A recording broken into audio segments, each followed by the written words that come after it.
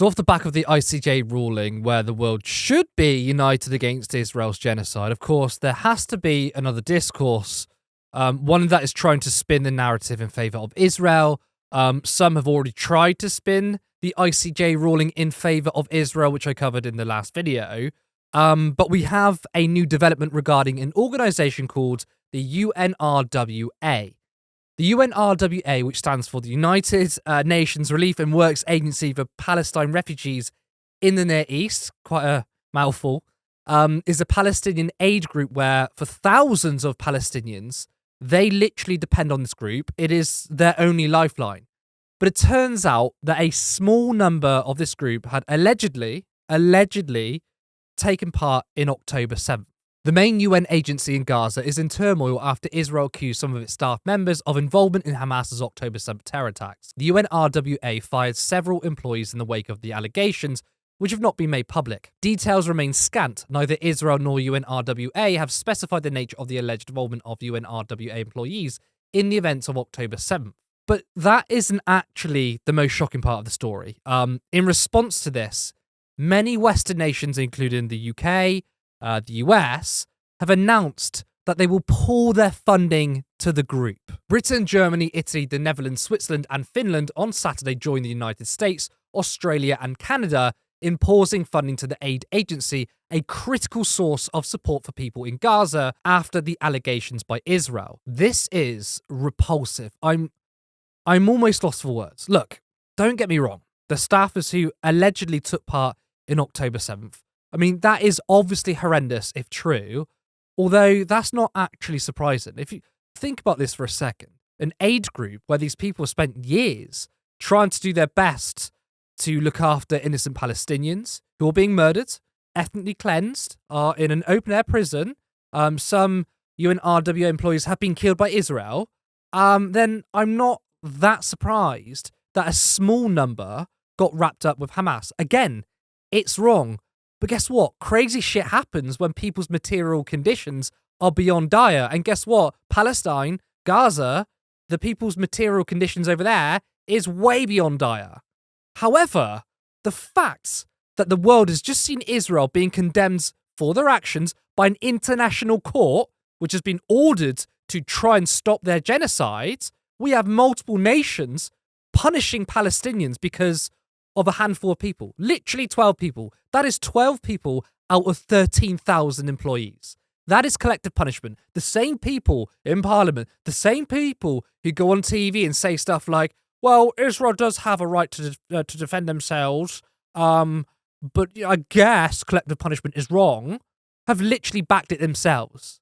When Palestinians are facing being wiped out, the world has turned their back on them, and it is beyond sick. Now, of course, this is incredibly convenient for Israel, who will use anything in their favour to justify the continued genocide.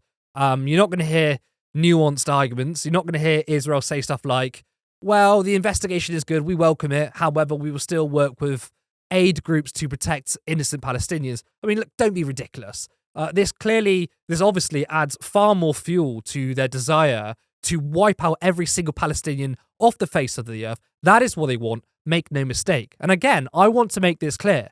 These are allegations and investigation is underway. We don't know if any of this is actually true. We don't know in what capacity these people helped on October 7th. Was it that they were just giving medical relief? Were they actually fighting? All these are questions because we don't actually have a detailed allegation, let alone proof. Now, unsurprisingly, some pro-Israel people have come out with the most unhinged takes.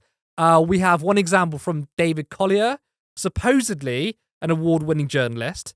He just made an absolutely insane claim. UN staff murdered and raped Jews on October 7th as active participants in the worst massacre of Jews since the Holocaust. Not sure what else needs to be said. Whoa, hold on a second. None of this has been confirmed whatsoever. We don't know anything, but we have so-called journalists spreading lies and misinformation. We don't even have concrete proof of the claims that Hamas raped and beheaded babies on that day. Again, I'm not here to defend them, but one of the biggest casualties from this conflict has been the truth. So given that we still don't have concrete proof that these things happened on the 7th of October, then it is absolutely insane that he just straight up accused UN workers of doing these very same things.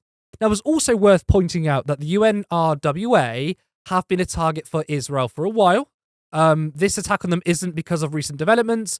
Of course, if you're trying to do a genocide, then why would you support any relief and aid going to the very people you're trying to kill? We have a clip of Noga Arbel, who is a former Israeli foreign minister, attacking the UNRWA at Israeli parliament before the ICJ ruling and before any allegations of the aid group. האתגר שלנו במלחמה הוא לחסל את האיום ולא להרתיע אותו, ואנחנו יודעים איך לחסל פעילי טרור, קשה לנו יותר עם רעיון.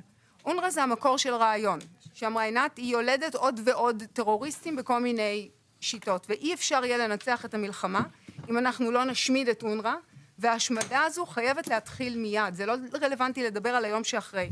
ביום שעכשיו אנחנו חייבים לפעול להכירה של האיומים האלה לחלוטין. כדי להתמודד עם אונר"א עצמה, בוא נזכור שהיא פועלת כאן, בשטחים שישראל כבשה ב-67, מכוח הבקשה של ישראל שהיא תעשה את זה. זה מה שהכניס אותה לפה. ישראל יכולה עכשיו לבקש ממנה להפסיק. את התעודות של אונר"א אי אפשר להעביר, צריך לבטל. אורתן בחטא, הן צריכות ללכת לפח. מי שמגיע לו, שילך ויבדוק עם ה-UNHCR אם באמת מגיע לו. That is an Israeli official calling for the complete destruction of an aid group trying to save Palestinian children. Absolutely beyond reprehensible. Now, I'm going to show you another clip. This may be a bit of a hard watch, but it shows a Palestinian man with tears of happiness because he got flour for his family in northern Gaza. Israel forces tried to stop them from getting aid, but they succeeded anyway. It's clear Palestinians need our help, and it's clear that they need organizations such as the UNRWA. So don't look away.